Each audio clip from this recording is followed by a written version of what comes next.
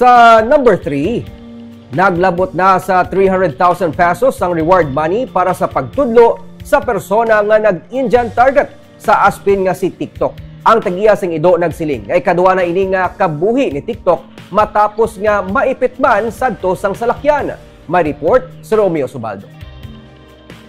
Ini ang 5 ka mga Indian target nga nakuha nga nagaungot sa lawas ang ido nga si TikTok.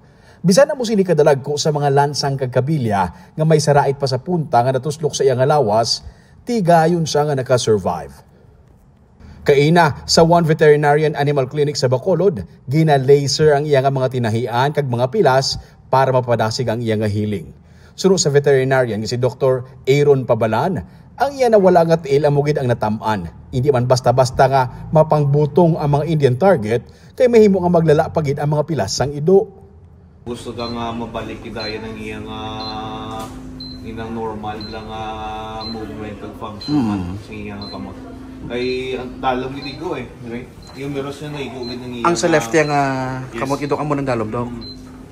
So naigugid na ng iyang yung meron sa bisep. Iba medyo nabaw lang man, medyo dalam kamay o dire siya tamaan.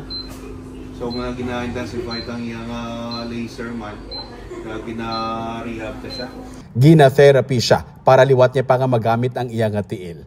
Domingo, sang madiskubrihan ni Lani de la Cruz nga may 5 ka mga India target nga nagaungot sa lawas sang iyang ido sa Hacienda Puyas sa Barangay Blumentritt sa Banwa sang Murcia. Compound ang mga balay kag wala sa mga pader. Ang mga ido, libre nga nagalayaw lang sa lugar sa sulod sang asyenda. Nakibot na lang si Lani sa makitaan sang Domingo sang gabi ang kahimtangan sang iya nga ido.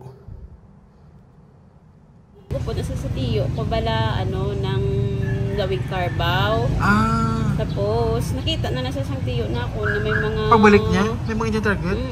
Ikaw sa nakita mo, may amo na lawas. Siyempre, sir, dumahibi. Kaya usan pigado lang kami sir. Ang sapat naman niya, ginangatipan mo na naman. Hindi man na naman sila nga matipan, sila blatudo. Kaya kulang man kami sa pagkaon. Para sa iya, ikaduha na ini nga kabuhi ni TikTok. Sang papi pa lang siya, nakasurvive man siya matapos maipit sang salakyan. Subong, liwat na naman siya nga nakasurvive sa ginhimo nga halit sa iya sang wala pa makilalaan nga suspect. Suro sa grupo nga Back Project PH, ang animal welfare group nga nag-rescue sa ido, nagdangat tatanan sa 300,000 pesos ang pledges para sa reward money sa makatudlo kung sino ang nag-Indian target sa ido. Sa idalom sang Animal Welfare Act of the Philippines, sarang mamultahan kag mabilanggo ang persona nga pamatud-an nagmaltrato kung nagsakit sa isa ka sapat. Sa karon, si TikTok magapabilin sa vet clinic para sa iya rehabilitation. Romeo Subaldo para sa Digicast Negros.